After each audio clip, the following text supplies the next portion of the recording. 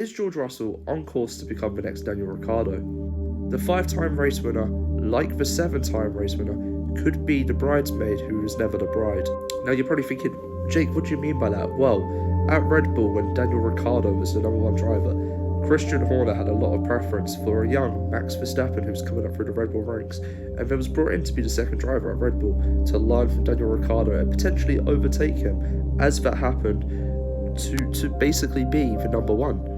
Now, we've seen over the last season that Kimi Antonelli has a lot of preference in the Mercedes team, and as we all know, Toto Wolff has a great affinity towards Kimi Antonelli, something that we've not really seen with George Russell. Russell at times has felt frustrated in the last year, even though he's been the most consistent driver on the grid, and it's been seen that Toto and the team have preference for Kimi Antonelli, seeing him as the future of the sport.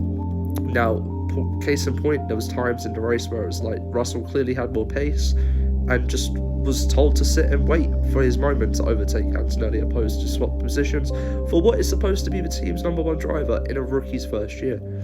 Now, do I disagree that they should be able to race for it? No, of course not. But at times, Russell was clearly the faster car and was shafted by these decisions. George Russell literally was hung out to dry because they thought they could get Max Verstappen, even though Russell was in the contention for the title until the last 2 races. Statistically, obviously it wasn't going to happen, but he could have done it. So my question to you guys is, will George Russell be the next Daniel Ricciardo?